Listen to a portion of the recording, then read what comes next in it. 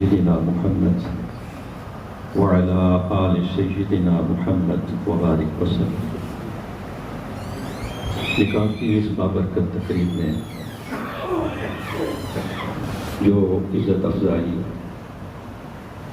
دونوں خاندانوں کی طرف سے کی گئی اس پر میں انتہائی مشکور ہوں۔ اللہ پاک اس پر آپ سب کو اجر عظیم عطا فرمائے۔ ظاہر ہے کہ یہ وقت لمبی گفتگو کا نہیں، لیکن موقع کی مناسبت سے ایک چھوٹی سی نصیحت جو صرف اس دولہا اور دلہن کے لیے نہیں بلکہ جتنے بھی لوگ ہم اس معاشرے میں بس رہے ہیں ہم سب کے لیے ہیں۔ امید کرتا ہوں اگر آپ نے میری بات کو پوری توجہ سے سنا تو انشاءاللہ بہت سارے لوگوں کا بھلا ہوگا۔ اب تھوڑا سا غور فرمائیں۔ نکاح ہوا، لڑکا اور لڑکی، خامند اور بیوی دونوں آپس میں ایک دوسرے کو ٹوٹ کر پیار کرتے ہیں، خوشی میں غمی میں ایک دوسرے کے ساتھ کھڑے ہیں، حالات مشکل ہیں یا آسانیاں ہیں تو دونوں ایک دوسرے کا ساتھ دے رہے ہیں۔ اس کا انجام کیا ہوگا؟ وہ دونوں اپنے بڑوں کی خدمت کر سکیں گے، وہ دونوں اپنے بچوں کو بہتر تربیت فراہم کر سکیں گے اور اس دنیا میں ایک عزت کی زندگی بسر کر سکیں گے۔ دین اسلام نے اس بات پر بڑا زور دیا ہے کہ میاں بیوی کے درمیان محبت ہو، پیار ہو، اور میں اگر یوں کہوں کہ دین اسلام کی تعلیمات میں ایک مرد کے دل میں جن سے مخالف کے لیے محبت کے جو جذبات ہوتے ہیں وہ سارے کے سارے ریزروڈ ہونے چاہیے اپنی بیوی کے لیے، اور بیوی کے دل میں ایک مرد کے لیے ایک ہوتی ہے محبت والدین، اور وہ ایک الگ مسئلہ ہے۔ جن سے مخالف کی جو محبت ہوتی ہے کسی عورت کے دل میں وہ 100% ریزرو ہونی چاہیے خاوند کے لیے۔ اور ہمارے پیارے آقا مولا صلی اللہ علیہ وسلم کی تعلیمات ہمیں یہ بتاتی ہیں کہ ہر وہ کوشش جس سے میاں بیوی کا تعلق مضبوط ہوتا ہے اللہ پاک کو بڑی پسند ہے، اللہ کے رسول صلی اللہ علیہ وسلم کو بہت پسند ہے، اور ہر وہ کوشش جس سے میاں بیوی کا رشتہ کمزور پڑتا ہے اس پر شیطان بڑا خوش ہوتا ہے، اللہ پاک کو بھی پسند نہیں، اللہ کے رسول صلی اللہ علیہ وسلم کو بھی پسند نہیں۔ میں یہاں ایک حدیث آپ کو سنا دینا چاہتا ہوں۔ صحیح مسلم شریف میں ایک حدیث ہے جس کا خلاصہ یہ ہے، نبی کریم صلی اللہ علیہ وآلہ وسلم نے ارشاد فرمایا کہ شیطان اپنا تخت پانی پہ بچھاتا اور اپنے چیلے، اپنے ایجنٹ دنیا میں بھیجتا ہے اپنی کارروائی ڈالنے کے لیے۔ وہ سارا دن اپنی کارروائیاں ڈالنے کے بعد شام کو واپس اپنے بڑے سردار کے پاس پہنچتے ہیں اور جو کچھ انہوں نے کیا وہ سناتے ہیں۔ کوئی کہتا ہے میں نے ایک آدمی نماز پڑھنے لگا اسے نماز نہ پڑھنے دی، کوئی وہ سارے باتیں کرتے رہتے ہیں۔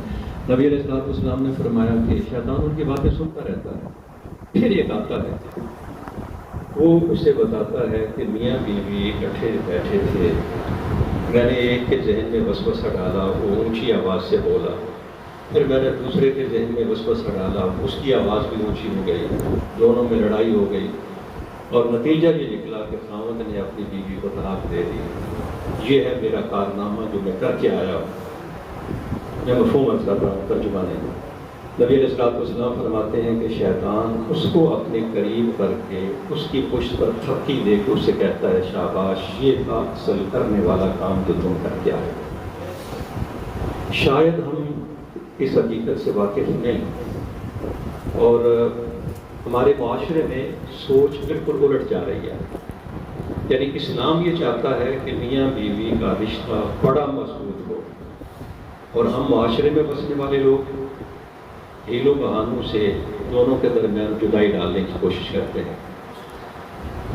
شاید ہم اس حقیقت سے واقف نہیں کہ اسلام میاں بیوی کے درمیان محبت کے اس رشتے کو اتنا مضبوط کیوں دیکھنا چاہتا ہے۔ نبی کریم صلی اللہ علیہ وسلم نے ایک حدیث پاک میں فرمایا، لا تدخلون الجنۃ حتی تؤمنوا ولا تؤمنوا حتی تحابوا، تم اس وقت تک جنت میں نہیں جا سکتے جب تک صاحب ایمان نہ بنو، اور ایمان والے نہیں بن سکتے جب تک کہ تم آپس میں ایک دوسرے کے ساتھ محبت نہ کرنے لگو۔ یعنی مسلم معاشرہ جہاں ہم مل جل کے رہتے ہیں، مسلم معاشرے کی جو تصویر اللہ کے رسول صلی اللہ علیہ وسلم ہمیں دکھاتے ہیں وہ ہے المؤمنون رجل واحد۔ سارے مسلمان یوں ہونے چاہیے جیسے ایک انسانی جسم، اگر سر میں تکلیف ہو تو جسم کے باقی اعضاء یہ نہیں کہتے کہ سر کو تکلیف ہے وہ جانے اور اس کا کام، سر میں درد ہوتا ہے پورے کا پورا جسم بے چین ہو جاتا ہے۔ اسی طرح اگر مسلم معاشرے میں ایک مسلمان کو تکلیف ہو تو وہ تکلیف صرف اس بندے کی نہیں، سارے معاشرے کو محسوس کرنا چاہیے کہ یہ تکلیف میری تکلیف ہے، اور پھر اس کا ہاتھ بٹانا چاہیے۔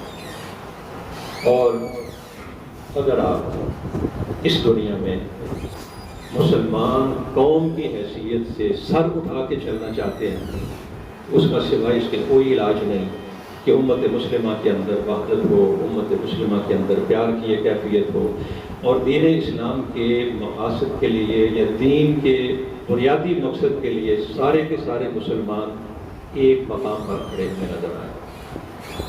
تو ہمارے معاشرے کی بنیاد ہے، جو دا بیسک یونٹ ہے نا ہماری سوسائٹی کا، وہ ہے میاں بیوی۔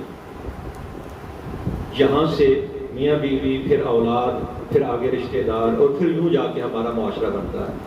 اور اگر ہمارے معاشرے کی جو بنیادی اکائی ہے وہاں یہ ہر وقت جھگڑا ہے۔ میرے کچھ بچے یہاں بیٹھے ہیں جو یو پی سے آئے ہیں، وہ کہنے میری بات کریں، the husband and wife they are at war, ہر وقت وہ لڑ رہے ہیں ایک دوسرے کے ساتھ۔ تو from where you will find out this mutual love among your society؟ تو عرض کرنا چاہتا ہوں کہ میاں بیوی کے درمیان محبت کا رشتہ جتنا مضبوط ہو، اللہ کے رسول صلی اللہ علیہ وسلم کو بہت پسند ہے، اللہ پاک کو بہت پسند ہے۔ میاں بیوی کو اپنی طرف سے پوری کوشش کرنی چاہیے کہ وہ دونوں ایک بن کر رہیں۔ والدین، بہن بھائی، رشتہ دار، معاشرے کے دوسرے لوگ، ان کی سوچ یہ ہونی چاہیے کہ ان دونوں کو اکٹھا رکھنے کے لیے اگر ہم کچھ کہہ سکتے ہیں، کچھ کر سکتے ہیں تو ہمیں کرنا چاہیے، لیکن ہمیں کوئی مشورہ ایسا نہیں دینا چاہیے جس سے میاں بیوی کے رشتے کے درمیان کوئی دراڑ پیدا ہو۔ یہ ایک بنیادی سوچ ہے جو ہمیں پیش نظر رکھنا ہوگی، اور اس کے لیے نبی کریم صلی اللہ علیہ وسلم کی صرف ایک حدیث کافی ہے، الدین النصیحہ، دین نام ہی خلوص کا ہے۔ اگر ہماری سوچ بدل جائے نا، ہم ہر مسلمان دوسرے کی خیر خواہی کرنے لگے، ہر مسلمان دوسرے مسلمان کے بارے میں اچھی سوچ رکھنے لگے، مجھ سے اگر دوسرے مسلمان کو کوئی فائدہ پہنچتا ہے تو پہنچے، لیکن میری کسی حرکت کی وجہ سے دوسرے کا نقصان نہ ہو، تو میں سمجھتا ہوں کہ ہمارے یہ سارے کے سارے مسائل اللہ کے رسول صلی اللہ علیہ وسلم کی اسی ایک حدیث پر عمل کرنے سے حل ہو سکتا ہے۔ اب جب کبھی کسی نکاح کی تقریب میں جانے کا موقع ملتا ہے، میں ایک تحفے کے طور پر حدیث سناتا ہوں اپنی بیٹی کو، اور ایک حدیث سنانے کی کوشش کرتا ہوں بیٹے کو۔ بیٹی کو تو میں نے حدیث سنا دی، اللہ کے رسول صلی اللہ علیہ وسلم فرماتے ہیں، ایّما امرأۃ ماتت وزوجها عنها راض دخلت الجنہ۔ Any woman who dies in a state and her husband is pleased with her, straightway will go to Jannah۔ یعنی جو عورت اس حال میں مرے کہ اس کا خامد اس سے راضی ہو، سیدھی جنت میں جائے گی۔ بیٹی کو میں نے تلقین کر دی کہ آپ کی زندگی میں سب سے بڑا کام کرنے والا یہ ہے کہ اپنے خامد کی خوشی کو تلاش کرنی ہے، اسے ناراض نہیں کرنا۔ اور بیٹے کے لیے اللہ کے رسول صلی اللہ علیہ وسلم کا ایک فرمان، خیرکم خیرکم لأہلہ وأنا خیرکم لأہلی۔ نبی علیہ السلام نے ارشاد فرمایا کہ تم میں سب سے اچھا وہ ہے جو اپنے گھر والوں سے اچھا سلوک کرتا ہے، اور اپنی مثال دیتے ہوئے نبی علیہ السلام نے فرمایا کہ میں اپنے گھر والوں کے ساتھ سب سے اچھا سلوک کرنے والا ہوں۔ اور آپ یقین فرمائیں کہ اگر آپ نبی علیہ السلام کی جو گھریلو زندگی ہے اس کا جائزہ لیں تو اس میں آپ کو یہ نہیں ملے گا کہ آپ نے کبھی یہ روب جھاڑا ہو کہ میں اللہ کا نبی ہوں تو میری امتی ہو، یا اپنی ازواج مطہرات کے ساتھ کوئی ایسا سلوک کیا ہو کہ انہیں نوکر کا درجہ دیا ہو۔ گھر میں ایک فرینڈ شپ تھی، ایک دوستانہ ماحول تھا جس میں مزاح بھی ہوتا تھا۔ اور اب یہ وقت نہیں ان ساری تفصیلات میں جانے کا، جو نصیحت میں عرض کرنی چاہتا ہوں، یہ جتنے بھی شادی شدہ جوڑے یہاں بیٹھے ہیں سب کی خدمت میں آپ صرف اتنا کریں، کوئی کتاب لے لیں جس میں خامد کا فرض کیا ہے، حق کو چھوڑ دیا، ایک خامد کا اپنی بیوی کے حوالے سے فرض کیا ہے وہ پڑھ لیں۔ ہر بیٹی اس پر اپنے خامد کے حوالے سے ذمہ داریاں کیا ہیں وہ پڑھ لیں۔ خامد اپنی ذمہ داری پوری کرے بیوی کے لیے نہیں، اپنے سسرال والوں کے لیے نہیں، وہ یہ ذمہ داری پوری کرے اس لیے کہ اللہ پاک نے یہ جو ذمہ داری دی ہے، میں یہ ذمہ داری پوری کروں گا تو میرا رب مجھ سے راضی ہو جائے گا۔